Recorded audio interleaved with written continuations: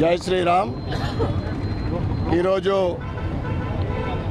మహాత్మా గాంధీ 155వ జయంతి సందర్భంగా ఆయనకు ఘనమైన నివాళులర్పిస్తూ అర్బన్ నియోజక ప్రజలకు, జిల్లా ప్రజలకు, రాష్ట్ర ప్రజలకు, దేశ ప్రజలందరికీ కూడా ఈ జయంతి సందర్భంగా అందరికీ శుభాకాంక్షలు, శుభాభినందనలు.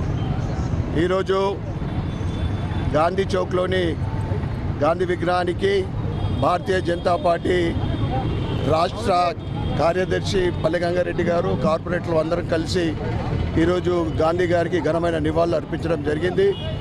ఏదైతే శాంతిగా అహింసా మార్గంలో మన భారతదేశానికి స్వతంత్రం సాధించి పెట్టిన మహాత్మా గాంధీ అందరికీ మనం ముద్దుగా ప్రేమగా బాపూజీ అని పిలుచుకుంటాం, మరియు మహాత్మా అని కూడా పిలుచుకుంటాం.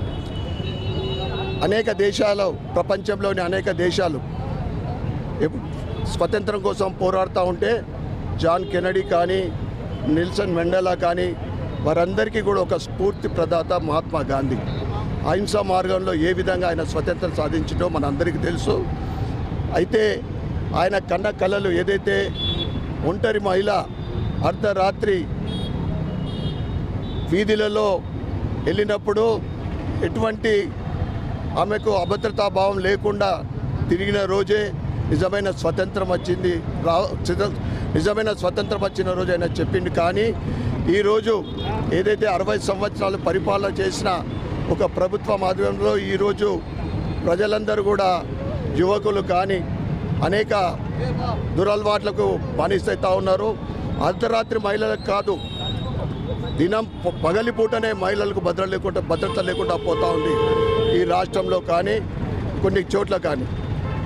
అదేవిధంగా ఆయన ఏదైతే స్వచ్ఛ భారత్, దేశమంతా కూడా శుభ్రంగా స్వచ్ఛ భారత్గా ఉండాలన్నప్పుడు 2014లో మన ప్రియతమ ప్రధానమంత్రి నరేంద్ర మోడీ గారు స్వచ్ఛ భారత్ కార్యక్రమాన్ని చేపట్టడం జరిగింది. ఆయన ఆశయాలకు అనుగుణంగా ఆయన చూపెట్టిన మార్గంలో ఈరోజు నరేంద్ర మోడీ గారి ప్రభుత్వము తూచా తప్పకుండా అదే అభివృద్ధి మార్గంలో ముందుకు సాగుతూ ఉంది. నేటి యువకులకు కానీ, రాబోయే తరానికి కానీ ఏదైతే గాంధీ గారు చూపెట్టిన మార్గం మనందరికీ కూడా ఆదర్శప్రాయము. వారి చూపెట్టిన మార్గంలో దేశభక్తికి కానీ, దేశం కోసం కానీ మనందరం కూడా ఎప్పుడు సిద్ధంగా ఉండాలని తెలియజేస్తూ మరొకసారి ఆయన జయంతి సందర్భంగా ఆయన ఘనమైన నివాళులర్పిస్తూ ప్రజలందరికీ కూడా శుభాకాంక్షలు, శుభాభినందనలు. గాంధీ జయంతి సందర్భంగా 150వ జయంతి సందర్భంగా దేశ ప్రజలందరికీ కూడా శుభాకాంక్షలు తెలియజేస్తూ 17 సెప్టెంబర్ నరేంద్ర మోదీ జయంతిని పురస్కరించుకొని అక్టోబర్ 2 గాంధీ జయంతి వరకు సేవా పక్వాడా కార్యక్రమంలో భాగంగా సేవా కార్యక్రమాలు రాజకీయ పార్టీగానే కాకుండా సేవా కార్యక్రమాలు కూడా నిర్వహించాలనే సంకల్పంతోనే అనేకమైనటువంటి కార్యక్రమాలు నిర్వహించడం జరిగింది. సెప్టెంబర్ 17 మొదలుకొని ఈ రోజు వరకు భారతీయ జనతా పార్టీ దేశవ్యాప్తంగా అనేక కార్యక్రమాలు తీసుకోవడం జరిగింది.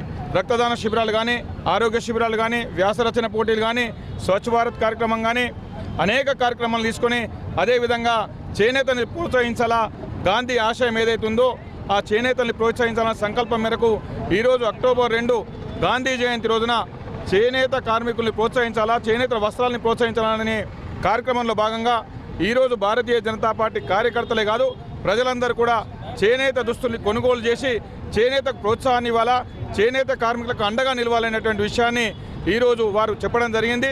నరేంద్ర మోడీ గారి నాయకత్వంలో గాంధీ సూచించిన మార్గాన్ని కార్యకర్తలంతా దేశ ప్రజలంతా అనుసరించాలని చెప్పి కోరుకుంటూ మరోసారి గాంధీ జయంతి శుభాకాంక్షలు తెలియజేసుకుంటా ఉన్నాం.